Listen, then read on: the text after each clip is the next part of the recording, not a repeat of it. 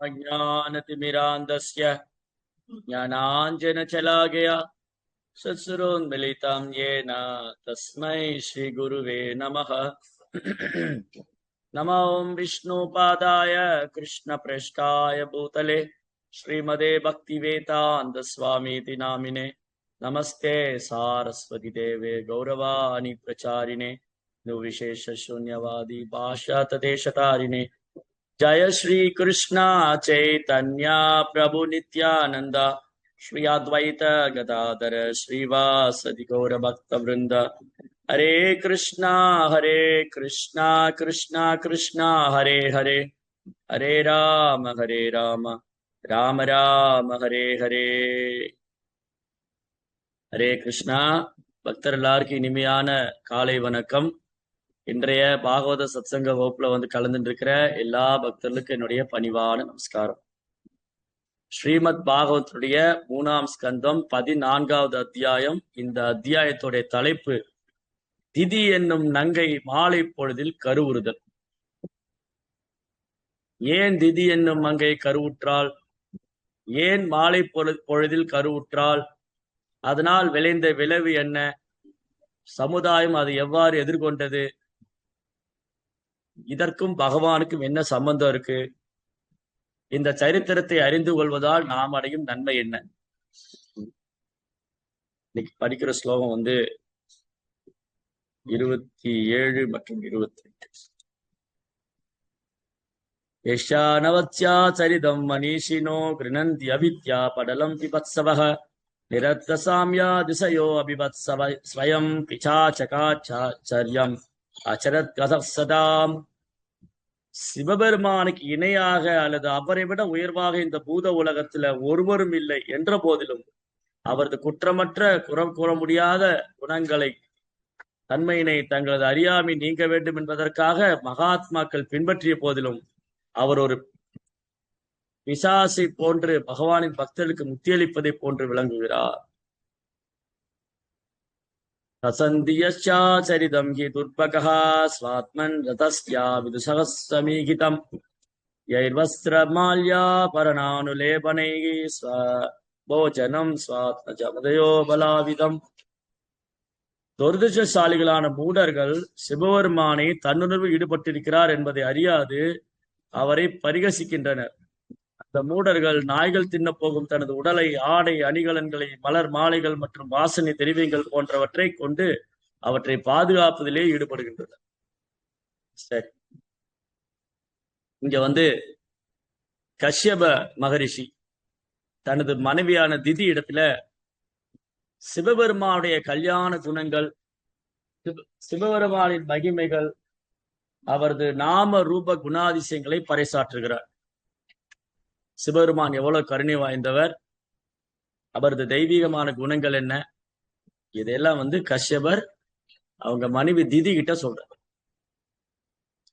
இந்த அத்தியாயத்துடைய தலைப்பு திதி என்னும் மங்கை நங்கை மாலை பொழுதில் கருவுறுதல். அப்ப இந்த சந்தியா வேலையில என்ன செய்யணும், என்ன செய்யக்கூடாதுன்னு எல்லாம் இருக்கு. தாயாம் ஸ்துவாம் தஸ்ய யசஸ்திரை சந்தியம் வந்தே குரு ஸ்ரீ சரணார விந்தம். சூரியன் காலையில உதிக்கிறதுக்கு முன்னாடி இரவு முடிஞ்சு பகல் துவங்க போகுது, பிரம்ம முகூர்த்த நேரம். சூரியன் உச்சி வேலையில் இருக்கிறது உச்சிக்கால வேலை, ஒரு 12-12:30 மணி மதியம். அப்புறம் சூரியன் அஸ்தமிச்சு இரவு தொடங்கக்கூடிய சந்தியா மாலை. இந்த 3 நேரம் 2 பொழுதுகள் சந்திக்கிறது. சந்தியா மீன் ஜங்ஷன், சந்தியான இணையிறது, 2 பொழுது இணைவது. இரவு முடிஞ்சு பகல் தொடங்குது, பகல் உச்சிக்கால வேலையில் இருக்கிறது, அப்புறம் பகல் முடிஞ்சு இரவு தொடங்கும், ஜங்ஷன். அப்ப இந்த முகூர்த்தம் மங்களார்த்தி, உச்சிக்கால வேலை, சந்தியா சாயந்தரம் மாலை, இந்த முகூர்த்தம் ரொம்ப ரொம்ப மங்களமானது. அதனால இந்த முகூர்த்தத்துல இந்த 3 வேலை ஸ்தாயன் ஸ்துவாம் தஸ்ய எஸ் திரைசந்தியம். திரைசந்தியானா 3 சந்தியா வேலை. வந்தே குரு ஸ்ரீ சரணார விந்தம், ஆன்மீக குருவுக்கும் பகவானுக்கும் சேவை செய்ய வேண்டும். இந்த 3 வேலையில என்ன செய்யணும் அப்படின்னு சொன்னா, மங்களார்த்தி நேரத்துல, உச்சிக்கால வேலையில, அப்புறம் மாலை பொழுதுல இந்த 3 சந்தியா வேலையில ஒருத்தர் வந்து பகவானுடைய புனித நாமத்தை ஓத வேண்டும். ஹரே கிருஷ்ணா கிருஷ்ண கிருஷ்ண ஹரே ஹரே, ஹரே ராம ராம ராம ஹரே ஹரே. நாம ஜபிக்கணும், பகவானுக்கு ஆராத்தி செய்யணும், பக்தர்களை வழிபடணும், வைணவர்களுக்கு ஆராத்தி, குருமார்களுக்கு பிரபுபாதர் குருமார்களுக்கு ஆரத்தி செய்யணும், துளசி தேவியை வழிபடணும். இந்த மாதிரி ஆன்மீக முன்னேற்றத்துக்கான பயிற்சிகளை செய்யணும். சந்தியா வேலையில ஆன்மீக முன்னேற்றத்துக்கான பயிற்சி. என்ன செய்யக்கூடாது? புலன்பமான விஷயங்களில் ஈடுபடக்கூடாது. பாலுறவு வாழ்க்கை, புலன் சார்ந்த விஷயங்கள், புலன்ப விஷயங்கள்ல இந்த சந்தியா வேலையில் ஈடுபடக்கூடாது. சந்தியா வேலை வந்து இறைவனை வழிபடுவதற்காக, ஆன்மீக குரு வழிபடுவதற்காக, ஆன்மீகத்துல முன்னேற்றம் அடைகிறதுக்காக. ஆனா இங்க திதி என்ன பண்றா, அந்த மாலை வேலையில தன் புலன்களை கட்டுப்படுத்த முடியாம தனக்கு குழந்தை வேணும்னு சொல்லி தன் சகோதரிகளுக்கெல்லாம் குழந்தை உண்டாயிருச்சு. திதிக்கு வந்து 13 சகோதரிகள் அவளோட சேர்த்து, அவங்கெல்லாம் அவங்க கணவரோட குழந்தை பாக்கியம் பெற்று விட்டார்கள், எனக்கு இன்னும் குழந்தை பாக்கியம் இல்லையேன்னு சொல்லி. ஹரே கிருஷ்ணா கிருஷ்ண கிருஷ்ணா ஹரே ஹரே, ஹரே ராம ராம ராம ஹரே ஹரே. சாரி, ஏதோ நெட் ப்ராப்ளம் ஆயிடுச்சு. ஓகே. அப்ப வந்து தன் சகோதரிகளுக்கெல்லாம் குழந்தை பாக்கியம் இருக்கு, எனக்கு இல்ல. அந்த சகோதரிகள் திதியோடைய சக்காலத்தையும் அவர் சக மனைவிகள், கஷ்யபருடைய சக மனைவி. தஷ்ய பிரஜாபதி தன்னுடைய 13 பிள்ளைகளையும் பெண் குழந்தைகளையும் கஷ்யபருக்கு மனம் முடிச்சு கொடுத்தார். அந்த 13 பெண் குழந்தையில ஒருத்தர் தான் திதி. இப்ப திதியோடைய சகோதரிகள் அவருடைய சக்காலத்துகளுக்கெல்லாம் குழந்தை பாக்கியம் கிடைச்சிருச்சு, எனக்கு இன்னும் கிடைக்கலன்னு சொல்லி அந்த ஆசையினால உந்தப்பட்டு காமவயப்பட்ட திதி இந்த மாலை பொழுதுல, ஒரு மாலை பொழுதுல அவங்க கஷ்யபரை அணுகுனாங்க. கஷ்யபர் சொல்றாரு, வேண்டாம், இந்த நேரம் வேண்டாம், கொஞ்சம் பொறுமையாரு. ஓ என் அருமை இனியவளே, என் மனைவியே, ஓ திதி, இந்த நேரம் இதற்கான நேரம் அல்ல, உடலுறவுக்கான நேரம் அல்ல இது. இந்த நேரம் வந்து மகாதேவர் உமையாலோடு வலம் வரக்கூடிய நேரம். அதனால நம்ம வந்து அவர் பார்வைக்கு இப்படி எல்லாம் படக்கூடாது. அவர் பார்வையிலிருந்து யாருமே தப்ப முடியாது. நேற்று சொன்னார் கஷ்யபர், மகாதேவருடைய பார்வையிலிருந்து யாருமே தப்ப முடியாது. அவருக்கு 3வது ஒரு கண் இருக்கு, நெற்றிக்கண், 3வது கண். அதனால மகாதேவருடைய பார்வையிலிருந்து யாரும் தப்ப முடியாது. மகாதேவருக்கு சமமானவரோ அவரை விட உயர்ந்தவரோ இந்த 3 உலகத்துல கிடையாது. சிவபெருமானுக்கு சமமா நிகரானவரோ அவரை விட உயர்ந்தவரோ இந்த ஜட உலகத்திலே கிடையாது, இந்த ஜட உலகங்கள்ல கிடையாது. அதனால அவர் வந்து ரொம்ப ரொம்ப தெய்வீகமான குணம் பெற்றவர். அவர்கிட்ட குற்றமே சொல்ல முடியாது. சிவபெருமான இடத்துல குற்றமே காண முடியாது. குற்றங்களும் குறைகளும் அற்றவர். அதனாலதான் என்ன பண்றாங்க, பெரிய பெரிய மகாத்மாக்கள்லாம் அவரை பின்பற்றணும்னு முயற்சி பண்றாங்க. சிவபெருமான் எப்பொழுதும் வந்து பகவானின் பக்தர்களுக்கு ஆசீர்வாதம் வழங்குவதில் அதீத ஆர்வம் உள்ளவரா இருக்கு. சிவபெருமான் எப்போதுமே பகவானது பக்தர்களுக்கு ஆசீர்வாதம் வழங்குறதுல ரொம்ப உற்சாகமா, ஒரு பெரும் முனைப்போட, அதீத ஆர்வத்தோடு இருக்கார். அதற்கு ஒரு உதாரணம் என்னன்னு சொன்னா, ஸ்ரீமத் பாகவதம் 4ஆம் ஸ்கந்தத்துல வரும். இப்ப நம்ம 3ஆம் ஸ்கந்தம் படிக்கிறோம். 4ஆம் ஸ்கந்தத்துல பிரச்சேதர்கள் பகவானை குறிச்சு தவம் செய்யறதுக்காக காட்டுக்கு போனாங்க. பிரச்சேதர்கள் வந்து பகவானை குறித்து தவம் செய்யறதுக்காக காட்டுக்கு போன பொழுது சிவபெருமானே நேரடியா போய் பிரச்சேதர்களை வந்து உற்சாகப்படுத்துறாரு. சரி, பிரச்சேதர்களை சிவபெருமான் எப்படி உற்சாகப்படுத்தினாரு? பகவானது பக்தர்களை எப்படி உற்சாகப்படுத்துறது? பகவானது பக்தர்களை உற்சாகப்படுத்தணும்னா அவங்களுக்கு சன்மானம் கொடுக்கணும், பேர் கொடுக்கணும், புகழ் கொடுக்கணும், அவங்கள முகஸ்துதி பண்ணணும். கிடையாது. நம்ம எல்லாம் பாருங்க, முகஸ்துதி பண்ணா சந்தோஷமாயிருவோம், பேரு கிடைச்சா சந்தோஷமாயிருவோம், புகழ் கிடைச்சா சந்தோஷமாயிருவோம், சன்மானம் கிடைச்சா சந்தோஷமாயிருவோம். ஆனா பிரச்சேதர்கள் போன்ற பக்தர்கள் அவங்க தூய பக்தராகவும் அப்பழுக்கற்ற களங்கமற்ற பக்தராகவும் இருக்கிறதுனால அவங்கள வந்து சிவபெருமான் எப்படி சந்தோஷப்படுத்துறாரு, எப்படி உற்சாகப்படுத்துறாருன்னு சொன்னா, அவங்க முன்னாடி வந்து சிவபெருமான் பகவானுடைய நாம ரூப குணாதிசயங்களை பாராட்டுற. பிரச்சேதர்கள் முன்னாடி வந்து பகவான் சிவபெருமான் பிரச்சேதருக்கு முன்னாடி வந்து சிவபெருமான் வந்து பகவானது கல்யாண குணங்கள் அவரது நாம ரூப குணாதிசயங்களை பறைசாற்றும். அதுக்கு முன்னாடி பிரச்சேதர்கள்கிட்ட சிவபெருமான் சொல்றாரு, ஓ என் அருமை பிரச்சேதர்களே, நீங்க எதுக்காக காட்டுக்கு வந்திருக்கேன்னு எனக்கு நல்லா தெரியும். நீங்க பரம புருஷோத்தமனான பகவான் கிருஷ்ணரை தியானம் செய்யறதுக்காக வந்திருக்கீங்க, தவம் செய்யறதுக்காக. எனக்கு வந்து பகவான் மேல அதீத அன்பு உண்டு. பகவான் மேல எவ்வளவு நான் அன்பும் பற்றும் வச்சிருக்கணும், அதே போல பகவானது பக்தரிடத்திலயும் வச்சிருக்கேன். எனக்கு வந்து என்னை வழிபடுவங்களோட, சிவபெருமான் சொல்றார் பிரச்சேதர்கள்ட்ட, எனக்கு வந்து என்னை வழிபடுவவங்களை விட பகவானது பக்தர் தான் எனக்கு ரொம்ப பிடிக்கும். அவங்களை பத்தி நான் நல்லா தெரிஞ்சு வச்சுக்கிட்டு இருக்கிறேன், என்னை பத்தி அவங்க நல்லா தெரிஞ்சு வச்சிருக்கிறாங்க. எனக்கும் பகவானது பக்தர்களுக்கும் ஒரு நெருக்கமான அன்பு பரிமாற்றம் உண்டு அப்படின்னு சொல்லி அவர் வந்து ரொம்ப சந்தோஷமா உற்சாகமா பிரச்சேதர்கள்கிட்ட பகவானது நாம ரூப குணாதிசயங்களை பாடுற அந்த பாடல் தான் 4ஆம் ஸ்கந்தத்துல ருத்ரகீதமா இருக்கிறது. ருத்ரகீதம், கீதம்னா பாட்டு, ருத்ரகீதம்னா ருத்ரன் பாடிய பாட்டு, பகவத்கீதைனா பகவான் கிருஷ்ணர் பாடிய பாட்டு.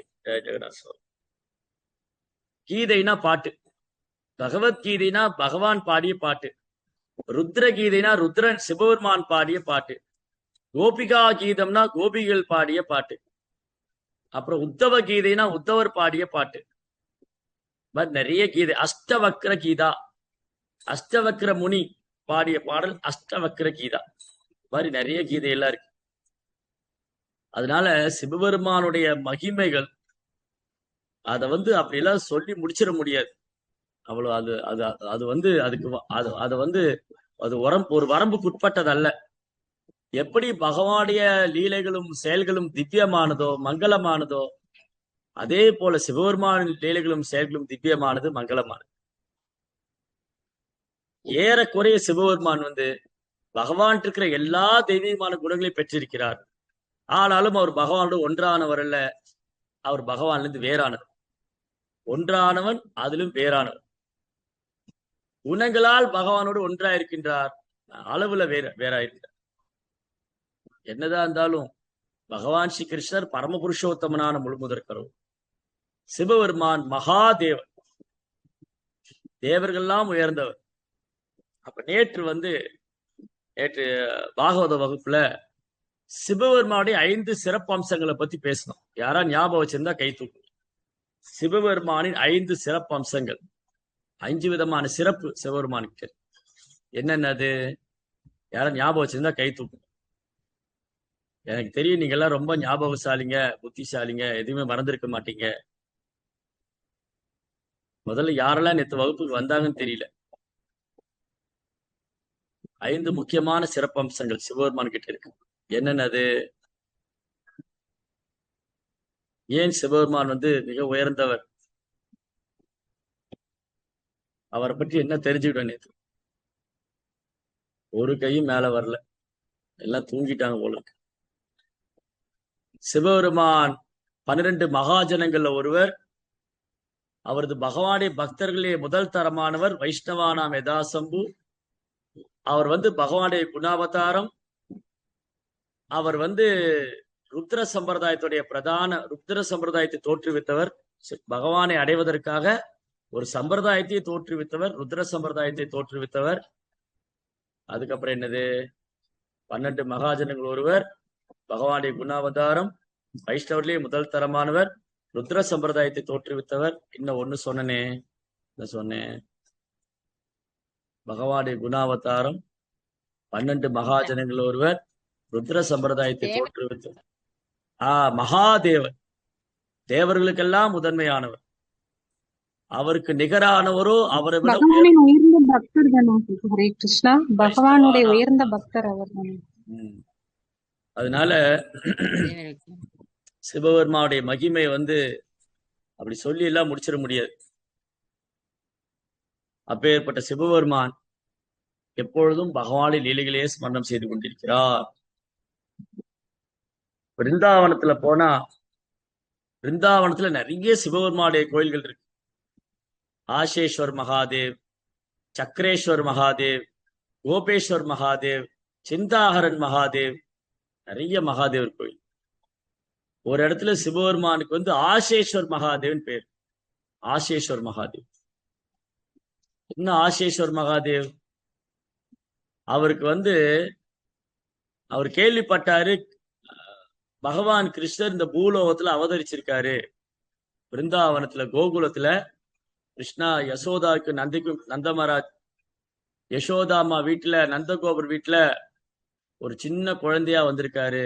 நந்தகோப குமாராய, நந்தகோப குமரன், யசோதையின் இளம் சிங்கம், யசோதாவுடைய இளம் சிங்கம், நந்தகோபரின் குமரன், அந்த கோபாலன் கோவிந்தன், அவரை தரிசனம் பண்ணணும்னு சொல்லி அந்த பாலகோபாலன் தாமோதரன் அவரை தரிசனம் பண்ணணும் சிவபெருமான் வரார். சிவபெருமான் என்ன பண்ணாரு? ஒரு சாதுவோடைய வேடத்துல வர்றார். ஜடாமுடி, கற்றைவார் குழலும் கொண்டைவார் சடையும், ஜடாமுடி வச்சிருக்காரு, மான் தோல் அணிஞ்சிருக்காரு, புலித்தோல் அணிஞ்சிருக்காரு, புலித்தோல் அணிஞ்சிருக்காரு, உடம்பெல்லாம் ஸ்மசானத்துல இருக்கிற சாம்பலை மேல பூசியிருக்காரு, கழுத்துல வந்து மண்டவோடெல்லாம் மாலையா போட்டிருக்காரு, கையில ஒரு பெரிய சூலம் வச்சிருக்காரு. பாக்குறதுக்கே அப்படியே பயங்கரமா இருக்காரு. அவர் கையில ஒரு உடுக்க வச்சிருக்காரு, டமரு உடுக்க, உடுக்க அடிச்சுட்டாரு. யசோதாமா வீட்டுக்கு வந்தோடனே யசோதாமா சொன்னாங்க, பாபா, ஓ சாது, உனக்கு என்ன வேணும்? யசோதாமா கேக்குறாங்க, ஓ சாது, உனக்கு என்ன வேணும்? ஓ பாபா. அந்த பாபா சொன்னாரு, நான் வந்து உங்க குழந்தைய தரிசனம் பண்ணணும், உங்க குழந்தைய பார்க்கணும். அஜிஜோ, முடியாது, உங்களை பார்த்தா எனக்கே பயமா இருக்கு, நான் எப்படி என் குழந்தைய எடுத்துட்டு வருவேன்? முடியவே முடியாது அப்படின்னு உள்ள ஓடி போயிட்டேன். அந்த மகாதேவர் அந்த பாபா ரூபத்துல வந்தா அந்த பாபாவுடைய ரூபத்தை பார்த்து யசோதாமா உள்ள ஓடி போயிட்டேன். இந்த குழந்தைய எப்படி நான் காமிப்பேன்? இந்த சாதுவை பார்த்தா எனக்கே பயமா இருக்கு. நாங்கெல்லாம் வந்து புத்தக விநியோகத்துக்கு போகும்போது சில வீடுகள்ல வந்து அம்மாக்கள் குழந்தைகளுக்கு சாப்பாடு ஊட்டிக்கிட்டு இருப்பாங்க. ஏற்கனவே சொல்லியிருக்கேன்னு நினைக்கிறேன். அம்மா குழந்தைகள் சாப்பாடு ஊட்டிட்டு இருக்கும்போது அந்த குழந்தை சாப்பிடாம அடம் பிடிச்சதுன்னா என்னை பார்த்து சொல்லுவாங்க, சாமி, இந்த பிள்ளைய பிடிச்சிட்டு போயிருங்க, நீங்க சாப்பிட மாட்டேங்கிறா, என்ன பிடிச்சிட்டு போயிடுறீங்களா? அது என்ன பார்த்தோன்னே ஏன்னு அழ ஆரம்பிச்சிடும். அப்படின்னு அசிங்கமாவா இருக்கேன்னு தெரியல, என்னன்னு தெரியல, என்ன ஏதோ புள்ள பிடிக்கிறவங்கன்னு நினைச்சிட்டாங்க போல இருக்கு. அந்த குழந்தைய அழ ஆரம்பிச்சிருச்சு. சரி நான் போறேன் அழாதுன்னு அதுக்கப்புறம் தான் சாப்பிட்டுது அந்த குழந்தை. இந்த மாதிரி யசோதாமா சொல்றா, இந்த பாபாவை பார்த்தா என் குழந்தை பயந்துக்கும், எனக்கே பயமா இருக்கு, நான் வரமாட்டேன் அப்படின்னு உள்ள போய் கதவை சாத்தி. சிவபெருமான் வந்து அந்த தாமோதரனை, பாலகோபாலனை, பாலமுகுந்தனை தரிசனம் செய்ய முடியாம பெரும் கவலையோட வந்து யமுனா நதிக்கரையில உட்கார்ந்துருக்காரு. இப்ப கிருஷ்ணர் என்ன பண்ணாரு? இந்த யசோதாமாவுக்கு ஒண்ணுமே தெரிய மாட்டேங்குது. யாரு வந்திருக்கா இன்னைக்கு? என்னை பார்க்க எனக்கு பிரியமான மகாதேவர் வந்திருக்காரு. வைஷ்ணவானாம் யதா சம்பு, என் பக்தர்களே எனக்கு ரொம்ப பிரியமானவர், முதல் தரமானவர், அவரை வந்து இந்த அம்மா விரட்டி விட்டாங்களே அப்படின்னு கிருஷ்ணர் அழ ஆரம்பிச்சிட்டார். தன்னுடைய தூய பக்தனை தரிசனம் பண்ண முடியலன்னு கிருஷ்ணா அழ ஆரம்பிச்சிட்டார். யசோதாமா என்ன பண்ணாலும் கிருஷ்ணர் அழுகை நிப்பாட்ட மாட்டேங்கிறார். அந்த குழந்தைக்கு பால் கொடுக்க பாக்குறாங்க, அப்புறம் விளையாட்டு காமிக்கிறாங்க, மார்புல போடுறாங்க, தோல்ல போடுறாங்க, தொடையில போட்டு, என்ன பண்ணாலும் குழந்தை அழல. இந்த வீட்டுல குழந்தை அழ ஆரம்பிச்சது, காது ஜவ்வெல்லாம் கிழிஞ்சிரும். பக்கத்து வீட்டுக்காரங்களா ஓடி வந்துடும், ஏம்மா, ஏன், என்ன ஆச்சு அவனுக்கு? ஏன் சில நேரம் வீட்டுல குழந்தை அழுதுச்சுன்னா அக்கம் பக்கத்துலலாம் ஓடி வந்துடுவாங்க. அந்த அளவுக்கு அந்த குழந்தை சின்னதா தான் இருக்கும். அது சத்தம் பாத்தீங்கன்னு வச்சுங்களேன், 4 தெருவு கேட்கும். 4. இந்த குழந்தை அழ ஆரம்பிச்ச உடனே அக்கம் பக்கத்துக்கு கோபிகள்லாம் வந்தாங்க. என்ன யசோதாமா, என்னன்னே தெரியல, இந்த குழந்தை அழுதுகிட்டே இருக்கான், அழுகை நிப்பாட்டவே மாட்டேங்கிறான். நானும் என்னென்னமோ செஞ்சு பாக்குறேன், என்ன பண்ணாலும் இந்த குழந்தை அழுகை நிப்பாட்ட மாட்டேங்க. அப்ப இந்த கோபிகள்லாம் சொன்னாங்க, நாங்க வந்து யமுனா நதிக்கரையில் யமுனால தண்ணி எடுக்க போகும்போது அங்க வந்து ஒரு பாபா பார்த்தோம். அங்க ஒரு பாபா உட்கார்ந்து இருக்காரு. அவரை கூட்டிட்டு வருவோம். அவரை கூட்டிட்டு வந்து ஆசீர்வாதம் பண்ண சொல்லுவோம். அந்த பாபா ஆசீர்வாதம் பண்ணான அந்த குழந்தை அழுகை நிப்பாட்டிடுவார். அஜிஜோ, அந்த பாபாவா? வேணவே வேணாம், எனக்கே பயமா இருந்தது. எப்படி அந்த பாபாவை இங்க வர வைக்கிறது? நீ அதை பத்தி ஒண்ணும் கவலைப்படாத, எங்களுக்கு நல்லா தெரியும். அந்த பாபா ஒரு சாது அங்க உட்காந்து ஏதோ பிரேயர் பண்ணிக்கிட்டே இருக்காரு. அப்படியே ரொம்ப சந்தோஷமா இருக்காரு. கண்ணுல இருந்துலாம் அப்படி கண்ணீர் வடிஞ்சுட்டே இருக்கு. அந்த மாதிரி ஒரு சாது, உண்மையான சாதுவை பாக்குறதே அபூர்வம். அந்த மாதிரி மகாத்மாவுடைய ஆசீர்வாதம் குழந்தைக்கு வேண்டாமா யசோதா? உன் குழந்தை 100 ஆண்டு காலம் 100 ஆயுசு ஆயுள் 100 ஆயுள் இருக்க வேண்டாமா அப்படின்னு நான் கோபிகள்லாம் சொல்ல, சரி அழைச்சின்னு வாங்க அப்படின்னு சொல்லி யசோதாமாவை சொல்ல, கோபிகள்லாம் போய், ஓ பாபா பாபா, நீங்க கொஞ்சம் யசோதாமா வீட்டுக்கு வரீங்களா? நான் எங்க வர்றது? நான் தான் வந்து அந்த அம்மா விரட்டி விட்டாங்களே. அந்த குழந்தைய ஒரு தடவை பார்க்கணும்னு சொன்னேன். அதுக்குதான் உங்களை கூப்பிடுறோம். அந்த குழந்தை அழுதுட்டே இருக்கு. என்ன ஆச்சோ தெரியல. எதையோ பார்த்து பயந்து போயிடுச்சுன்னு நினைக்கிறேன். இந்த கோபிகள்லாம் சொன்னா, அந்த குழந்தை எதையோ பார்த்து பயந்து போயிடுத்து போல இருக்கு. ஏதோ பேயோ பிசாசோ எதை பார்த்ததோ, என்ன நடந்ததோ, அந்த குழந்தை அழுதுட்டே இருக்கு. யசோதாமா இப்ப குழந்தை அழ போய் யசோதாமா அழுதுட்டு இருக்கா. அவளுக்கு என்ன பண்றதுன்னு தெரியல. நீங்க தான் வந்து அந்த குழந்தைய ஆசீர்வதிக்கணும். அப்படியா? என்னை கூட்டிட்டு போறீங்களா? நான் அந்த குழந்தையை பார்க்கலாமா? தாராளமா வாங்க. நீங்க அந்த குழந்தைய ஆசீர்வாதம் பண்ணணும். மிக ஆர்வமா உற்சாகமா அப்படி துள்ளி குதிச்சு வர்றாரு சிவபெருமான். யசோதாமாட்ட சொல்றாங்க, யசோதாமா யசோதாமா, அந்த பாபா வந்துட்டாரு, வாங்க வாங்க, குழந்தைய எடுத்துன்னு வாங்க. டம்ரு வாசின்னு இருக்காரு சிவபெருமான் ஆனந்தத்துல. பகவானுடைய தாமரை திருப்பாத தரிசனம் பண்ண போறேன்னு ஆனந்தத்துல டமரு வாசிக்கணும். யசோதாமா குழந்தை எடுத்து வந்த உடனே சிவபெருமான பார்த்த உடனே கிருஷ்ணர் சிரிக்க ஆரம்பித்து விட்டார். அப்படியே உதட்டோரத்துல ஒரு புன்னகை, அழுகையெல்லாம் நின்னு போச்சு. யசோதாமாவுக்கு பெரிய ஆச்சரியம். அடடா, இந்த பாபா போய் நான் வர வேண்டாம்னு சொல்லிட்டேனே. இந்த பாபா என்ன மந்திரம் போட்டாரு, என்ன மாயம் பண்ணாரு, இந்த பாபாவை பார்த்த உடனே என் குழந்தை அழுகை நிப்பாட்டி சிரிச்சுட்டு இருக்கேன் அப்படின்னு. யசோதாமா, பாபா பாபா என்ன மன்னிச்சுடு, நான் உன்னை வர வேண்டாம்னு சொல்லிட்டேனே. சரி, உனக்கு என்ன வேணும் கேளு, நான் தரேன். உனக்கு தானியம் வேணுமா, நெய் வேணுமா, என்ன வேணும், பிரசாதம் வேணுமா, என்ன வேணும் சொல்லு, எனக்கு என்ன வேணாலும் தரேன். அப்ப மகாதேவர் சொன்னாரு, நான் இங்க இருக்கிற வரைக்கும் எனக்கு இந்த 2 வரம் நீங்க கொடுக்கணும். இந்த குழந்தை அழவே அழாது, சந்தோஷமா இருக்கும், நல்லா இருக்கும். சரி கேளு, என்ன, என் குழந்தை சந்தோஷமா இருக்குன்னா உனக்கு என்ன வர வேணா கொடுக்குறேன். யசோதாமா சொல்றா. யசோதாமாவுடைய ஒரே நோக்கம் பகவானை சந்தோஷப்படுத்துறது, அவருக்கு புகழ் தருவதுதான். யசஸ்தா யசோதா, பகவானுக்கு புகழ் சேர்ப்பவள் தான் யசோதா.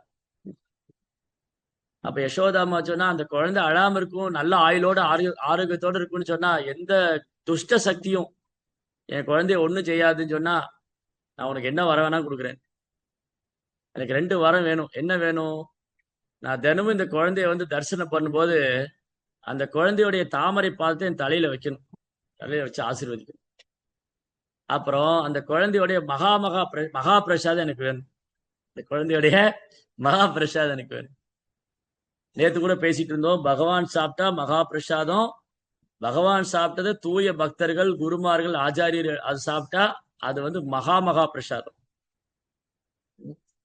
சிவபெருமான் கேட்கிறாரு, எனக்கு மகா பிரசாதம் வேணும். அப்படி ஆகட்டும், நீங்க தினமும் வாங்க, குழந்தைய ஆசீர்வாதம் பண்ணுங்க அப்படின்னு சொல்லி யசோதாமா அந்த பாபாட்ட பேசினார். அவரும் அந்த யமுனா நதிக்கரையில ஊருக்கு வெளியில வந்து உட்கார்ந்துட்டு தினமும் பகவானை தரிசனம் பண்ண வரும். அதான் ஆசேஸ்வர் மகாதேவ். இன்னொரு மகாதேவ் இருக்கார், சிந்தாஹரன் மகாதேவ். சிந்தாஹரன், சிந்தா மீன், சிந்தா அப்படின்னு சொன்னா கவலை. யசோதாமாவுக்கு ஒரே கவலை. பாருங்க, ஆன்மீக லோகத்துல கூட கவலை இருக்கு. ஆனா ஆன்மீக உலகத்துல இருக்கிற கவலை வேற, இந்த ஜட உலகத்துல இருக்கிற கவலை வேற. இந்த ஜட உலகத்துல என்ன கவலை? நான் வீடு கட்டுவேனா கட்ட மாட்டானா, நான் இடம் வாங்க போறேன்னா வாங்க மாட்டானா, என் பொண்ணுக்கு கல்யாணம் ஆக போதா ஆகாதா, என் பையனுக்கு எங்க வேலை கிடைக்க போகுது, எங்க சம்பளம் வரப்போகுது, இதுதான் நம்ம கவலை. எனக்கு அது கிடைச்சிருமா, எனக்கு இது கிடைச்சிருமா, எனக்கு அது நடந்துருமா, எனக்கு இது நடந்துருமா, எனக்கு அதாயிடுமா, இது சோ மெனி அன்வான்ட் ஆன்சைட்டி, தேவையில்லாத கவலை. ஆனா ஆன்மீக உலகத்திலும் கவலை இருக்கு. அங்க பௌதிகமானது இல்ல, அங்க ஆன்மீகமானது. யசோதாமாக்கு ஒரே கவலை. என்ன யசோதாமா கவலை? ஏதாவது அசுரம் வந்து என் குழந்தைய தூக்கின்னு போயிடுவானோ, ஏதாவது அசுரம் வந்து என் குழந்தைக்கு துன்பம் கொடுத்துடுவானோ, இந்த குழந்தை யாராவது என்கிட்ட இருந்து பிரிச்சிடுவாங்களோ அப்படிங்கிற கவலை. கிருஷ்ணருக்கு ஏதாவது ஆயிடுமோ, தன்னுடைய குழந்தைக்கு ஏதாவது ஆயிடுமோங்கிற கவலை. அதனால யசோதாமா எப்பவுமே கவலையிலேயே இருக்க. பூதனா, அகாசுரா, பகாசுரா, திருநாவர்தா ஒருத்தரும் மாறி மாறி வந்துட்டே இருக்கான். இந்த குழந்தைய அந்த நாராயணர் தான் காப்பாந்துட்டு இருக்காரு. அந்த யசோதாமாவுக்கு தெரியல, அவங்க குழந்தைதான் மூல நாராயணன். அந்த நாராயணனுக்கே மூலம் அவர் தான், ஆதாரம். ஆனா யசோதாமா என்ன நினைச்சிட்டா, என் குழந்தைக்கு ஆபத்து மேல ஆபத்து வந்துட்டே இருக்கே அப்படின்னு அந்த யமுனா நதிக்கரையில அங்க ஒரு மகாதேவர் கஷேத்திரம், சிந்தாகரன் யசோதா மட்டும் மகாதேவர் சொல்றாரு, கவலை விடு யசோதா, உன் குழந்தைக்கு ஒண்ணும் ஆயிடாது. அங்க ஒரு பாபா வேஷத்துல சிவமா உட்கார்ந்துட்டு இருக்க. அவர் சொல்றாரு, நீ ஒண்ணும் கவலைப்படாத, உன் குழந்தைக்கு ஒண்ணும் ஆகாது அப்படின்னு அவரை சமாதானப்படுத்து.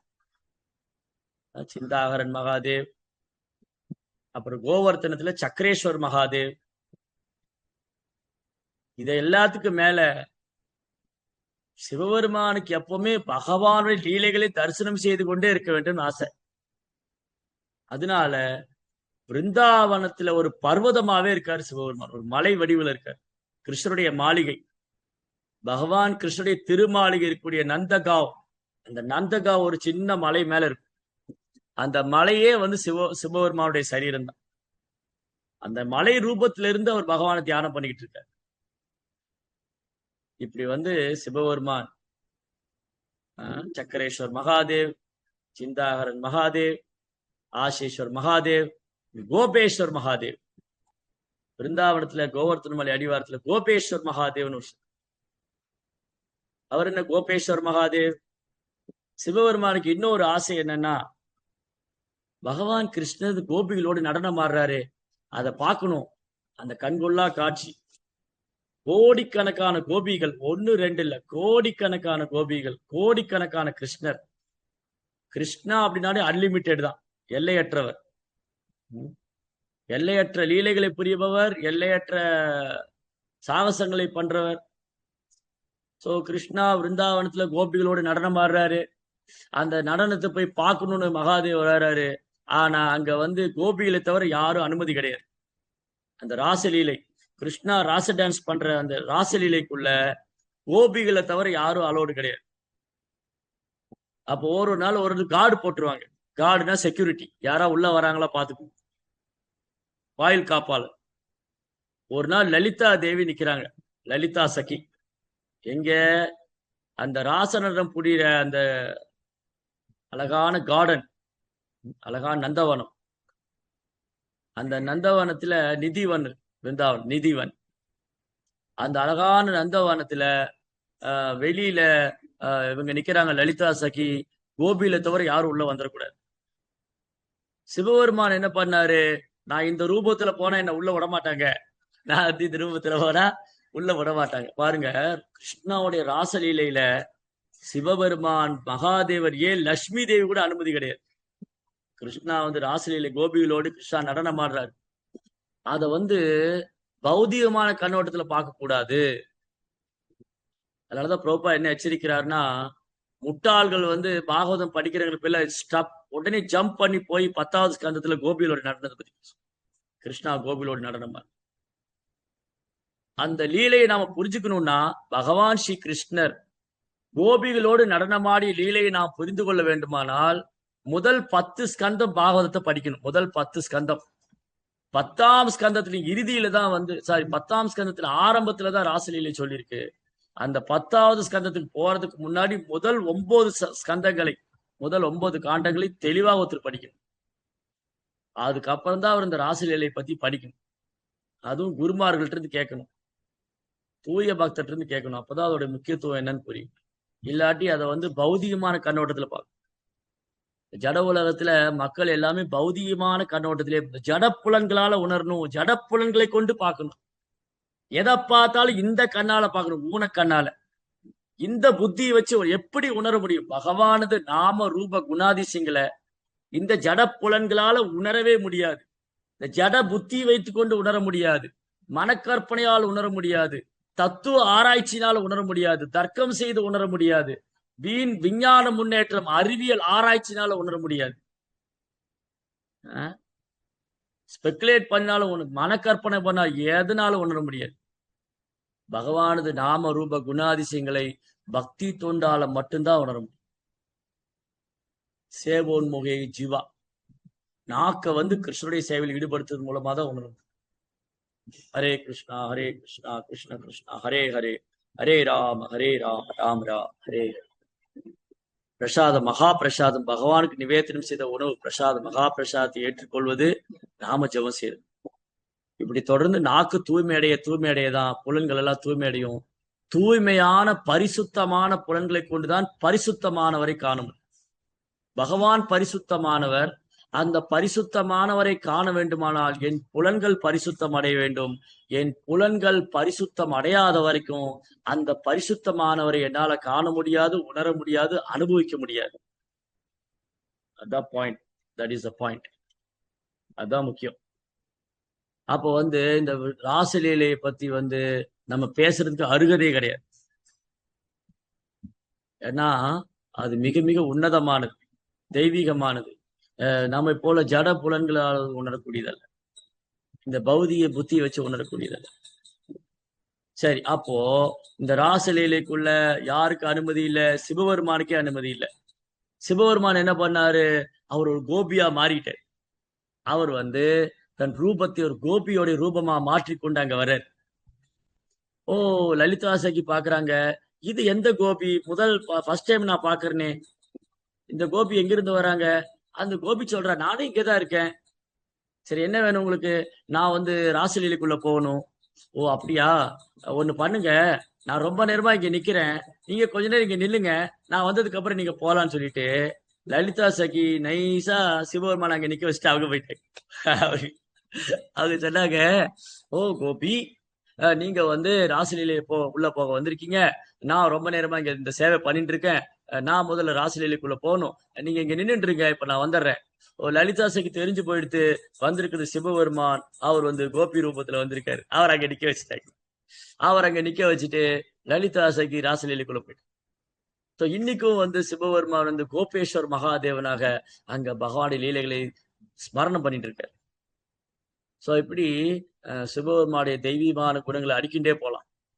அவருடைய தெய்வீகமான குணங்கள், அவருடைய செயல்கள் எல்லாமே பரம புருஷனான பகவான் ஸ்ரீ கிருஷ்ணரை திருப்திப்படுத்துற மாதிரி, அவரை சார்ந்தே இருக்கு, அவரை சரணாகதி பண்ணியே இருக்கு, அவரை திருப்திப்படுத்துற மாதிரியே இருக்கு.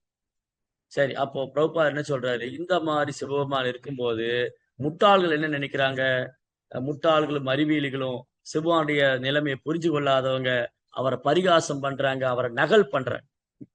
நிறைய பேர் நீங்க வட இந்தியாவில போனீங்கன்னா, தென்னிந்தியாவில் இருக்கிறவங்க என்ன பண்ணுவாங்க? தென்னிந்தியாவில் இருக்கிறவங்க சிவபெருமான உருவமற்றவர் நினைக்கிறார். சிவபெருமான் ஒரு உருவமற்றவர், அவர் அருவமானவர், ஒரு ஜோதி வடிவானவர், ஒரு ஒளி வடிவானவர் கிடையாது. சிவபெருமானுக்கு சச்சிதானந்த ரூபம் உண்டு, அவருக்கு உருவம் உண்டு. அவருக்கு உருவம் இல்லைன்னா ஏன் கஷ்யபர் இங்க சொல்லணும்? சிவபெருமானுடைய உருவம் வந்து போன நேற்று ஸ்லோகத்துல படிச்சோம், 25வது பதத்துல. சிவபெருமானின் மேனி சிவந்த நிறமுடையது. பொன்னார் மேனின்னு பாத்துட்டு, பொன்னார் மேனியனே புலி தோலை அசைக்கி தைத்து, சிவனடியாரு பாடுறாங்க, அவர் பொன்னார் மேனியன், அப்படியே சிவந்த நிறத்துல அவருடைய சரீரம் மேனி. உருவம் இல்லைன்னு சொன்னா எங்க பாகவதத்துல அப்ப சொல்லியிருக்கு? அப்ப உருவம் உண்டு, சிவபெருமானுக்கு உருவம் உண்டு. அந்த உருவம் நம்ம உருவத்தை போல கிடையாது, அது ஆன்மீகமானது. ஏன் சிவபெருமான உருவம் ஆன்மீகமானது? அவர் எப்பொழுதும் பகவானுடைய லீலையே ஸ்மரணம், 24 மணி நேரம், 24x7, 24 மணி நேரம் சிவபெருமான் பகவானையே தியானம் செஞ்சுட்டு இருக்கார். அதனால குணத்தால சிவபெருமான் பகவானோடு ஒன்றாய் விடுகிறார். அளவுல பகவான் வித்தியாசப்பட்டாலும் குணங்கள் அவர் எப்பவுமே பகவான் இருக்கிற எல்லா தெய்வீகமான குணமும் சிவபெருமான். அவர் வந்து அப்படி பகவானே நினைச்சிட்டு அவருடைய சரீரம் ஆன்மீகமானது. அதனால சிவபெருமானுடைய உன்னதமான நிலையை புரிந்து கொள்ளாத மூடர்கள், முட்டாள்கள் அவர்கிட்ட எதுக்காக போறாங்க? 2 விதமாக சிவபெருமான அணுகிறவங்களை பத்தி இங்க சொல்லி பிரபா என்ன சொல்றாரு? ரெண்டு விதமான நபர்கள் சிவபெருமானை அணுகுறாங்க. ஒரு பிரிவினர் வந்து முழு பௌதிகவாதிகள். அவங்களுக்கு என்ன வேணும்? சிவபெருமான்கிட்ட போய் எனக்கு அதை கொடுங்க, இதை கொடுங்க, காசு கொடுங்க, பணம் கொடுங்க, பேரு கொடுங்க, புகழ் கொடுங்க, அதை ஒரே நச்சரிப்பு. சிவபெருமான நிம்மதியா இருக்க கூடாம அவர் நச்சரிக்கிறது அந்த பௌதிகவாதியோட வேலை. இரண்டாவது பிரிவினர் யாரு? அவங்க வந்து நானும் சிவனும் ஒன்னாயிருவோம், அவர் உருவமற்றவர், நானும் உருவமற்றவன் தான், இந்த ஜட உடலை எடுத்துக்கிட்டேன், இந்த உடலை விட்டுட்டா நானும் சிவனும் ஒண்ணு. அதனாலதான் அவங்க என்ன சொல்லுவாங்க? சிவோகம் சிவோகம் சிவோகம் சிவோகம் சிவோகம். நானும் சிவன் தான், நானும் சிவன் தான், நானும் சிவனும் ஒண்ணு, நானும் இப்படியே தியானம் பண்ணும். அப்படி இந்த ஒரு பிரிவினர் வந்து சிவபெருமானோடு ஒன்றாய் விட வேண்டும் ஆவல் கொள்றவங்க, இன்னொருத்தர் பௌதிக தேவைக்காக சிவபெருமான்ட்ட போறவங்க. இதுதான் இங்க பாயிண்ட்.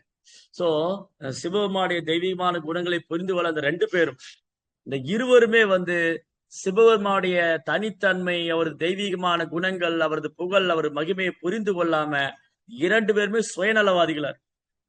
ஒரு சுயநலவாதிக்கு பௌதிக ஆசை, இன்னொரு சுயநலவாதிக்கு தன் அடையாளத்தை அழித்துக் கொள்ளணும்னு ஆசை.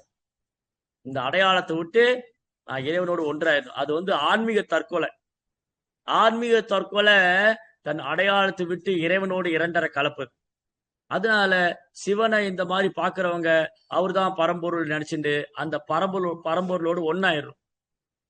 சிவோகம் சிவோகம் சிவோகம், இதுதான் அவங்க ஜெபம் பண்ணுவாங்க. இவங்க என்ன சான் பண்றாங்க? இந்த ஞானிகள் யோகிகள் தனி இடத்துல போய் சிவோகம் சிவோகம் சிவோகம், நான் தான் சிவன், நானும் சிவன் ஒண்ணுதான், நானும் சிவன் ஒண்ணு, நான் சிவனாக வேண்டும், சிவனாக வேண்டும். இதுதான் அவங்க பிரச்சனை.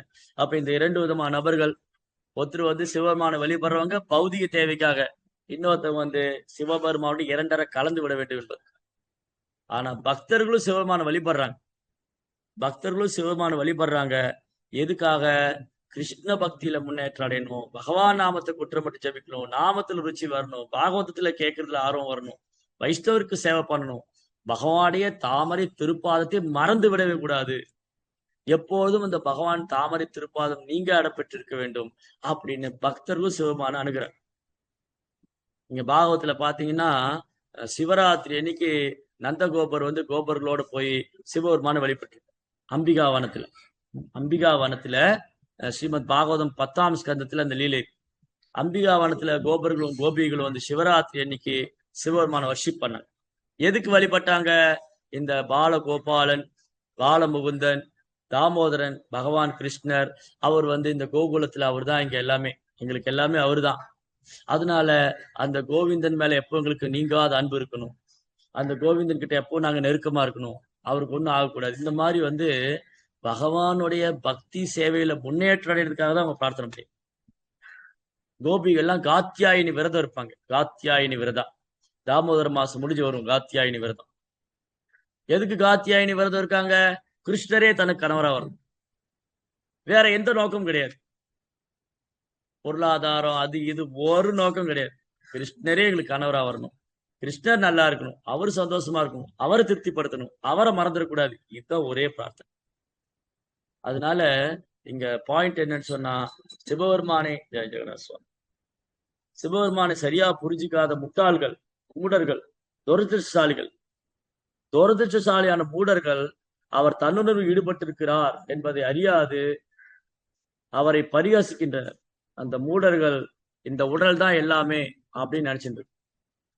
சிலர் என்ன பண்றாங்கன்னா, ஓ சிவபெருமான் வந்து அவர் வந்து பார்க்கடல இருக்கிற வரக்கூடிய ஆழகால விஷத்தை பருகினர். ஒரு முறை பார்க்கடல் கடையும் போது அதுல அந்த வாசுகி சர்ப்பம் விஷம் கக்கி, வாசுகி சர்ப்பம். அப்போ தேவர்கள்லாம் வந்து அந்த தேவர்கள் அந்த பார்க்கடல் கடையும் போது என்ன பண்ணாங்க? மந்தார மலையை மத்தாக வைத்துக்கொண்டு, மந்தார மலையை மத்தா வச்சுக்கிட்டு, வாசுகி சர்ப்பத்தை கயிறா வச்சுக்கிட்டு அந்த மந்தார மலையை தூக்கி கொண்டு பார்க்கடல்ல போட்டு கடையிற.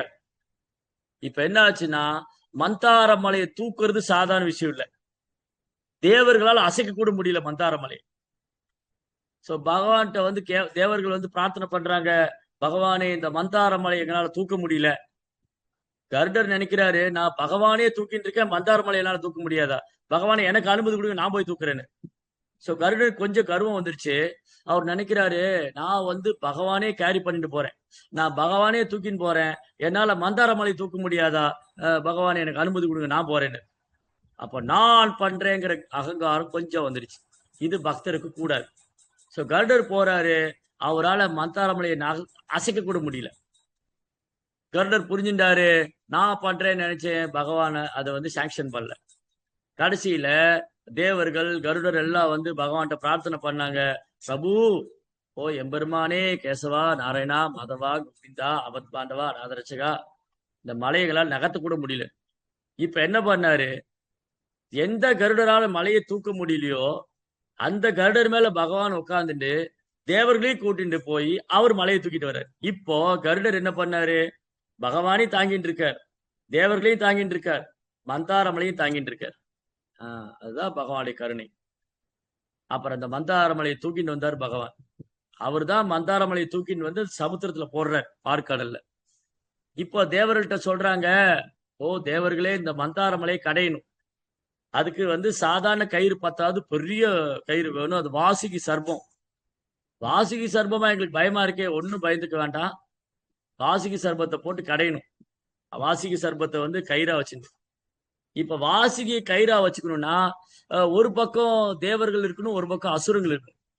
ஏன்னா ரொம்ப பேஷனேட்டா இருக்கு, ரஜோகுணம் தீவிரமா செயல்பட்டாதான் அந்த கடலை கடைய முடியும், பார்க்கடலை கடையிரு. இப்போ தேவர்கள் சொல்றாங்க, எங்களால கடைய முடியாது, அந்த சக்தி எங்களுக்கு இல்லையா. அப்போ அசுர பலம் வேணும். அதனால கிருஷ்ணா சொல்றாரு, ஓ தேவர்களே, இந்த முறை நீங்க பலி மகாராஜ் கூட சண்டை போடாதீங்க, நட்பு வச்சுக்கோங்க, பலி மகாராஜ உதவி கேட்டு போங்க, மாதிரி பார்க்கல் கடை நீங்க உதவி பண்ணுங்க. சோ பலி மகாராஜோட உதவி வேண்டி போங்க, அசுரர் கூட சேர்ந்துக்கங்க, எல்லாரும் சேர்ந்து பார்க்கல் கடையலாம், அப்பதான் சாத்தியமாகும். ஓகே, தேவர்கள்லாம் போனாங்க பலி மகாராஜ் கிட்ட, ஓ பலி மகாராஜா, இந்த மாதிரி பார்க்கல் கடைய போறோம், நீங்களும் வாங்க. சோ அசுரர்களும் ஒத்துன்றாங்க. இப்போ இந்த பார்க்கடல் கடையும் போது வாசுகி சர்பத்துல வாயிலிருந்து நெருப்பு வருது, நெருப்பு கக்குது, தேவர்களால தாங்க முடியல. பகவான் சொன்னார், தேவர்களே நீங்க வாழை போய் பிடிச்சுக்கோங்க, அசுரங்களை முன்னாடி விட்டுருக்கோங்க. அசுரங்களை பாருங்க, பகவான் எப்படி எல்லாம் ஹெல்ப் பண்றாரு. ஒரே லீலையில பகவான் பல்வேறு அவதாரம் எடுப்பார். மந்தார மலையும் அவர்தான், வாசுகி சர்ப்பமும் அவர்தான். இப்ப அடுத்தது, இந்த வாசுகி சர்ப்பத்துடைய தலைப்பகுதியில அசுரங்க பிடிச்சுக்கிட்டாங்க, வால் பகுதியில தேவர்கள் பிடிச்சுக்கிட்டாங்க. இப்ப கடையும் போது மலை அப்படி தேவர்கள் மேல சரியுது. அந்த பிரம்மாண்ட மலை மேல ஒரு ஆக்சில் கிடையாது, கீழே அச்சானியே கிடையாது, மேலே ஒரு அச்சு கிடையாது, கீழே ஒரு அச்சு கிடையாது. அந்த மலை அப்படியே சரியுது தேவர் மேல. அப்படியே எல்லாம் உயிரை உடலை விட்டுருவாங்க போல, உயிரே போயிரும் போல இருக்கு. எல்லா தேவர்களும் பகவானேன்னு ஓடி வந்தாங்க பகவான் கிட்ட. பகவான் சொன்னார், ஒன்னும் கவலைப்படாதீங்க, இந்த மலைக்கு மேல நான் அஜிதான ரூபம் எடுத்துக்கிறேன். 1000 கரைகளோட அஜிதான் உட்கார்ந்துருக்காரு மலைக்கு மேல. இப்ப மலை சாயல கீழே ஒரே ஆட்டம் ஆடிட்டு இருக்கு. திரும்பி தேவர் வந்தாங்க, பகவானே எங்களால மலையை கடைய முடியல, பார்க்கடல் கடைய முடியல, இந்த மலை ஸ்டெடியா இல்ல, இங்க அங்கே ஆடுது. உடனே பகவான் கூர்மா அவதார் பண்ணார். சித்திரி கவு பிள்ளை தரே திசதி தவ பிஷ்டே தரணி தரணகி நச்சாக்கிர கரி கேசவது தா கூர்ம சரீரா ஜெய ஜெகதீஸ்வரே. அவர் கூர்ம அவதாரம் பண்ணி இந்த மந்தார மலை தன் முதுகுல தாங்கிட்டார். பிரம்மாண்டமான கூர்ம அவதாரம். கூர்மா பகவானு கூர்ம தேவரா வழிபடுறது ஆன்மீக பதில் ஸ்டெபிலிட்டி கிடைக்கும், உறுதி, மன உறுதி, தைரியம், கிருஷ்ண பக்தியில ஸ்டடினஸ்.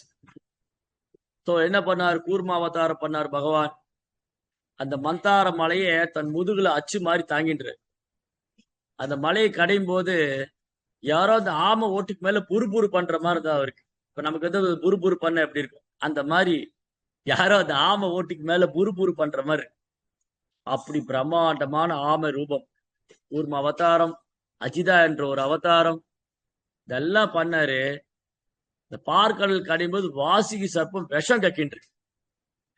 தேவர்கள்லாம் அந்த விஷத்தை சுவாசிச்சாலே செத்து போயிடுவோம். அந்த சுவாசிச்சாலே போது, பருகிறதுல சுவாசம், அந்த காற்றுல வர சுவாசமே உயிரை கொள்ளக்கூடிய விஷத்தன் நச்சுத்தன்மை. திரும்பி தேவர்கள்லாம் பகவான்கிட்ட ஓடி வந்தாங்க, பிரபு, ஓ எம்பெருமானே, கேசவா, எங்களை காப்பாத்துங்க. இந்த முறை பகவான் சொல்லி நீங்க மகாதேவர்கிட்ட போங்க. அப்போ இது வரைக்கும் பகவான் எவ்வளவு ஹெல்ப் பண்ணிருக்க, அந்த மந்தார மலை அவர் தான் தூக்கிட்டு வந்தார். அந்த மந்தார மலையில அவர் தான் வந்து கீழே கூர்ம அவதாரம் பண்ணியிருக்கார். மேல அஜிதாங்கிற அவதாரமா உட்கார்ந்துட்டு இருக்கார். அப்புறம் வாசிக்கு சர்ப்பம் அவரோட எக்ஸ்பேன்ஷன் எல்லா விதத்திலும் ஹெல்ப் பண்றாரு. அப்படி உதவி செய்யற பகவானுக்கு இந்த விஷத்தை பருக முடியாத. அப்புறம் அவங்க எல்லாம் சிவபெருமான்கிட்ட போக சொன்னாரு. ஓ தேவர்களே, எல்லாம் சிவபெருமான் கிட்ட போங்க. ஏன் சிவபெருமான் அனுப்பிச்சு விட்டாரு? யாருக்கு பதில் தெரியும்?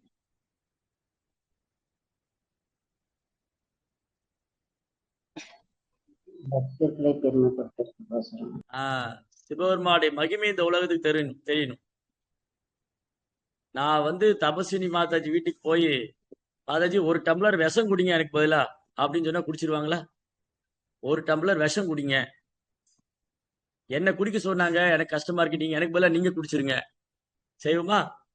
தேவர்கள்லாம் போய் பகவான்கிட்ட இந்த பார்க்கடல விஷம் வருது, அதை சரி பண்ணுங்கன்னா பகவான் என்ன பண்ணார்? சிவபெருமான்ட்ட அனுப்பிச்சு விட்டார். இப்ப சிவபெருமான் என்ன பண்ணணும்? அந்த விஷத்தை தன்மையை போக்கணும். அவர் என்ன பண்ணாரு? அந்த விஷத்தை எடுத்து குடிக்கிறார். ஒரு கை கை கவலத்துக்குள்ள அந்த ஹோல் பால் கலக்கிற விஷத்தையே ஒரு கைக்குள்ள கொண்டு வந்துட்டார். அதை பருகிறார். இப்ப நம்ம யார் வீட்டுக்காவது போய், இங்க நிறைய பக்தர்கள்லாம் இருக்காங்க, அவங்க வீட்டுக்கு போய் எனக்காக நீங்க ஒரு டம்ளர் விஷம் குடிச்சா நல்லா இருக்கும், முதல்ல நம்மளை அடிச்சு வரட்டா அதை தடுத்து விட்டுரும். எங்க வந்து யார விஷம் குடிக்க சொல்றீங்களா? அப்போ சிவபெருமான் பாருங்க, சுயநலமற்றவர். சிவபெருமான் வந்து சுயநலமே இல்லாதவர். எப்பொழுதும் வந்து மற்ற ஜீவன்களுக்காக வாழ்ந்துட்டு இருக்கிறவர். மற்ற ஜீவராசிகளுக்காக தன் வாழ்க்கையை அர்ப்பணிச்சிருக்காரு. எல்லா ஜீவன் மேலையும் இரக்கம் உள்ளவரா இருக்காரு. எல்லா ஜீவன்கிட்டையும் கருணை உள்ளவரா இருக்காரு. இரக்கம் கருணையும் சொரூபமானவர். பணிவு, இரக்கம், கருணை, இந்த தெய்வமே குணமே உருவானவர் சிவபெருமான். அப்ப மற்றவங்களுக்காக நான் இந்த விஷம் குடிச்சா நான் உயிரோடு இருப்பேனா இருக்க மாட்டேனா, அதெல்லாம் சிவபெருமானுக்கு அதை பத்தி பொருட்டே இல்லை. இந்த விஷத்தை பருகுனா எனக்கு என்ன ஆயிடும், அதை நினைக்கல. சிவபெருமான் நினைக்கிறாரு, ஓ இந்த சேவையை பகவான் எனக்கு கொடுத்திருக்காரு. பாருங்க எவ்வளவு கஷ்டமான சேவை. நம்மளை வந்து நம்ம என்ன நினைக்கிறோம்? எப்பவுமே சொகுசான சேவை பண்ணணும்னு நினைப்போம். சொகுசான சேவை. நான் வந்தா கிச்சன்ல சமையல் தான் பண்ணுவேன், பாத்திரம் கழுவ மாட்டேன், தர துடைக்க மாட்டேன், ஒட்டடை அடிக்க மாட்டேன், அப்படியே ட்ரெஸ் அழுக்காக வேலை செய்வேன். இந்த மாதிரி நம்ம பெரும்பாலும் என்ன பண்றோம்? சொகுசான சேவைகளை விரும்புறோம். அப்புறம் நான் இவ்வளவுதான் பண்ணுவேன், லிமிட் வேற. அதுல லிமிட், நான் இவ்வளவுதான் பண்ணுவேன், என்னால் இதுக்கு மேல பண்ண முடியாது, எனக்கு இவ்வளவு சேவை மட்டும் கொடுங்க, எனக்கு அது கொடுக்காதீங்க. இதுக்கு சோ மெனி கண்டிஷன். சேவைக்கு கூப்பிட்டா 1008 கண்டிஷன் போறோம். நான் இந்த நேரத்துல வரமாட்டேன், நான் வாரத்துல இவ்வளவு நாள் தான் வருவேன், நான் இவ்வளவு நாள் வரமாட்டேன், நான் இன்னைக்கு வரமாட்டேன், நான் அன்னைக்கு வரமாட்டேன், நான் இப்பதான் வந்துட்டு போனேன். So many things, so many. நான் வாரத்துல ஒரு தடவை வருவேன், இல்ல நான் 2 தடவை தான் வருவேன், நான் சும்மா சும்மா வரமாட்டேன், நான் ஏன் சேவை இருக்கும்போது தான் வருவேன், நான் இவ்வளவுதான் பண்ணுவேன், நான் இதுதான் பண்ணுவேன், நான் அது பண்ண மாட்டேன். எவ்வளவு பொய்யாங்காரம். சிவபெருமான் நினைச்சா அப்படி என்ன பண்றாரு? சிவபெருமான் என்ன பண்றார்? பகவான் ஆசைப்படுறார், பகவானுடைய சேவை அது, பகவான் இந்த சேவை எனக்கு கொடுத்திருக்கார். விஷம் குடிக்க தயாரா இருக்கார். நம்ம பகவானுக்காக விஷம் எல்லாம் ஒண்ணு குடிக்க வேண்டாம், கொஞ்சம் டெடிக்கேட்டடா சர்வீஸ் பண்ண. சிவபெருமான போல டெடிகேஷன் நம்ம கிட்ட கிடையாது. சிவபெருமானை போல சரணாகதியோ, சிவபெருமானை போல அர்ப்பணிப்போ, சிவபெருமானை போல கருணையில் உள்ளமோ, சிவபெருமானு கிட்ட இரக்கமோ, அதெல்லாம் நம்ம கிட்ட துளி கூட கிடையாது. அதனால இங்க வந்து பாருங்க, சிவபெருமான் வந்து பகவான் இந்த சேவை கொடுத்திருக்காரு. அவர் பகவானுடைய சேவைக்காக விஷத்தை கூட குடிக்க தயாரா இருக்கு. அவர் அமிர்தம் குடிக்க கூப்பிடல. தேவர்கள்லாம் வந்து பார்க்கடல அமிர்தம் வருது, நீங்க அமிர்தம் குடிக்க வாங்கன்னு கூப்பிடல. ஆக்சுவலி அதுதான் பண்ணிட்டு இருக்காங்க. பார்க்கடல் கிடையதே வந்து அமிர்தம், தேவ கலசம், தன்வந்திரி அமிர்த கலசம் எடுத்துன்னு வர போறாரு. அதெல்லாம் தேவர்கள் பருக போறாங்க. தேவர்கள் அமிர்த கலசம் பருகிறதுக்கு சிவபெருமான் விஷத்தை குடிக்கிறது. அப்ப சிவபெருமான் எப்படி நினைக்கிறாரு? தேவர்கள் எப்படி நினைக்கிறாங்க? தேவர்களா வந்து நாங்க நல்லா இருக்கணும், சிவபெருமான் வந்து விஷம் குடிக்கணும். சிவபெருமான் எப்படி நினைக்கிறாரு? எனக்கு அமிர்தம் கிடைக்குதோ கிடைக்கலையோ அது எனக்கு தேவையும் இல்லை. ஏன்னா நான் ஆல்ரெடி ஒரு அமிர்தம் பருகிட்டு இருக்கேன். அது ஹரி கதா அமிர்தம், கிருஷ்ண கதா அமிர்தம், ஹரி நாமாமிர்தம். சிவபெருமான் பருகிட்டு இருக்கிறது ஹரி கதாமிர்தம். எப்பவும் பகவான் லீலைகளை ஸ்மரணம் பண்ணிட்டு இருக்கார். கிருஷ்ண கதாமிர்தம், கிருஷ்ணருடைய லீலைகளை பருகிட்டு இருக்கார். அவர் ஹரி நாமாமிர்தம், ஹரியோடைய நாமத்தை உச்சரிச்சுட்டு இருக்கார். அவர் சைத்தன்ய சரித்தாமிர்தத்தை பருகிட்டு இருக்கார். அதனால அவருக்கு இந்த பார்க்கடல வர அமிர்தம் எல்லாம் ஒரு துச்சமா அவருக்கு அவர் அவசியமே இல்லை. மாறாக அவர் என்ன நினைக்கிறாரு, ஓ பார்க்கடல வரக்கூடிய விஷத்தை நான் குடிச்சேன்னு சொன்னா தேவர்கள்லாம் சந்தோஷமா இருப்பாங்க, தேவர்களுக்கு தேவையானதெல்லாம் கிடைக்கும், பகவான் திருப்தி அடைவாரு. இந்த சேவை பார்க்கடலில் விஷம் வரக்கூடிய அந்த விஷத்தை நான் பருகுனா இந்த சேவை பகவானை திருப்திப்படுத்துமா? நான் தயாரா இருக்கேன். நான் உடலை விட்டாலும் பரவாயில்ல, இந்த உடல் பொருள் ஆன்மா எல்லாம் பகவானுடைய சேவைக்காக. இந்த உடல் பொருள் ஆன்மா எல்லாம் பகவானுடைய சேவைக்காக. அதனால சிவபெருமான் தன் உயிரையும் துச்சமா மதிச்சு அவர் அந்த பார்க்கடல வரக்கூடிய விஷத்தை பருக தயாராயிட்டார். இதுதான் சரணாகதி, இதுதான் அர்ப்பணிப்பு, இதுதான் சேவை மனப்பான்மை. ஹரே கிருஷ்ணா. பாத்தீங்களா? அப்போ பகவானுடைய சேவைக்காக சிவபெருமான் அந்த ஒரு சேவை ஏத்துன்றார். ஓகே, நான் வரேன், பார்க்கடல விஷம் பருகிறேன். அதனால சிவபெருமானுக்கு நீலகண்டன் பேர். நீலகண்டா, கண்டம்னா கழுத்து. அந்த விஷம் குடிச்சு கழுத்தாலும் நீளம் ஆயிடுச்சு சிவபெருமான். உடல் பொன்னிறத்துல இருக்கு, கழுத்து மட்டும் நீல நிறத்துல இருக்கு. அதனால இங்க நம்ம கத்துக்கிற பாடம் என்னது? சிவபெருமானிலிருந்து நம்ம கத்துக்கிறது, அவர் அளவுக்கு நம்மளால சரணாகதி பண்ண முடியுமா, அவ்வளவுக்கு நம்மளால வைராக்கியமா இருக்க முடியுமா, அவர் அளவுக்கு நம்மளால கருணை உள்ளவங்களா இருக்க முடியுமா, அவர் அளவுக்கு நம்மளால சேவை மனப்பான்மை வளர்த்துக்க முடியுமா? அவர் அளவுக்கு பண்ண முடியாது. அதுல ஒரு துளி கிடைச்சிட்டப்போ, சிவமாட்டுக்கிற தெய்வீகமான குணங்கள்ல ஒரு டிராப் நம்ம கிடைச்சிட்டப்போ, அதான் காலையில பாடுறோம், குருதேவ் கிருப்பா பிந்து தியா கோரோவைதாசே திருநாம்பிகாரிதிக்கு. ஓ குருதேவா, உங்க கருணையில ஒரு துளி எனக்கு கொடுங்க. ஒரு துளி போதும், ஒரு சொட்டு போதும், ஒரு சொட்டு, ஒரு டிராப். அப்போ சிவபெருமானுடைய அனுகிரகம் ஒரு டிராப் நமக்கு கிடைச்சிட்டா போதும். சிவபெருமான் பகவான் மேல வச்சுக்கிற அன்பு, சிவபெருமான் இருக்கிற கிருஷ்ண பிரேமம், சிவபெருமான் இருக்கிற தெய்வீகமான குணங்கள், அவரது கல்யாண குணங்கள், அவரது கருணை, அவரது இரக்கம், இதெல்லாம் அவர்கிட்ட ஒரு டிராப், ஒரு சொட்டு நமக்கு கிடைச்சதுன்னா நம்ம பெரும் பாக்கியசாலி, ரொம்ப பெரிய பாக்கியசாலி. அதனால இங்க சிவபெருமானுடைய தெய்வீகமான குணங்களை கஷ்யபர் வர்ணிக்கிறாரு. என்ன சொல்றாரு? துரதிருஷ்டமான முட்டாள்கள், மூடர்கள் என்ன நினைக்கிறாங்க? சிவபெருமானை நகல் பண்ணணும்னு நினைக்கிறாங்க. ஓ பார்க்கடல் கடையும் போது சிவபெருமான் விஷம் பருகி போதை அடைஞ்சாரு, இவன் போதை வஸ்து போட்டு விஷத்தன்மையில போதை பொருட்களை குடிச்சிட்டு அப்படியே போதையில் இருக்கு. இது ஏமாற்று வேலை. அதனால பிரபுபாத் கேட்டாரு, ஓ அப்படின்னா சிவபெருமான் பார்க்கடல் கடையும் போது விஷம் பருகினார்னா அவரை பின்பற்றவங்களும் விஷம்ல குடிக்கணும், ஏன் போதை பொருளை பயன்படுத்தணும்? நீங்க இந்த காசி அந்த பக்கம் எல்லாம் போனீங்கன்னா, கேதார்நாத், காசி, இந்த மாதிரி சிவஸ்தலங்கள்லாம் போனாங்க, சில அகோரிகள்லாம் இருப்பாங்க. அகோரிகள் சில சிவனை ஃபாலோ பண்ணக்கூடியவங்க. அவங்களுடைய நோக்கம் என்னன்னா, நாங்களும் சிவன் ஆயிரணும். அதனால எல்லா விதத்திலையும் சிவனை இமிட்டேட் பண்றது, எல்லா விதத்திலையும் சிவபெருமானை நகல் பண்றது. அவங்க என்ன பண்றாங்க?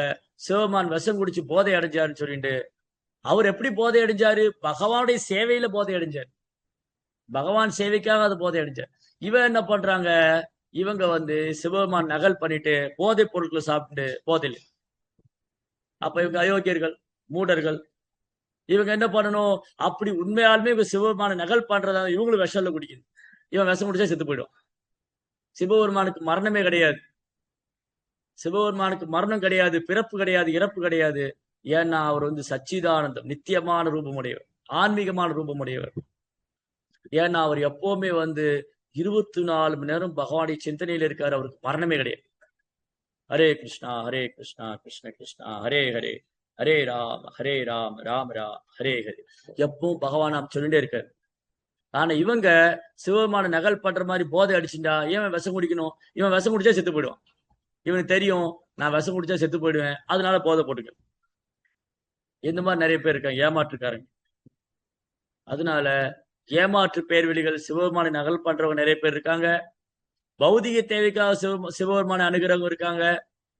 அதுக்கப்புறம் நானும் சிவனும் ஒன்னாயிடும்னு சொல்லி சிவபெருமானை அணுகிறவங்க இருக்காங்க. ஆனா உண்மையிலே சிவபெருமானை அணுகக்கூடியவங்க பகவானது பக்தர்கள். அவங்க பகவான் சிவபெருமான்ட்ட வேற எந்த பௌதிக தேவையோ முக்தியோ எதுவுமே கேட்கறது இல்ல. அவங்க பகவான்கிட்ட கேட்கிறாங்க, எங்களுக்கு தூய பக்தி கொடுங்க. ஓ சிவபெருமானே, நீங்க ருத்ர சம்பிரதாயத்தில் ஆச்சாரியர், நீங்க வைணவர்லயே முதல் தரமானவர், நீங்க பகவானுக்கு பிரியமானவர், நீங்க பகவானுக்கு வேறானவர் அல்ல. நீங்க எங்களை ஆசீர்வாதம் பண்ணுங்க, நாங்களும் கிருஷ்ண பக்தியில முன்னேற்றாரு. That is a point. அதுதான் இங்க நம்ம கவனிக்க வேண்டியது. ஓகே. ஸ்ரீமத் பாகவதம் கி ஜெய், ஸ்ரீல பிரபுபாத் கி ஜெய். ஓகே.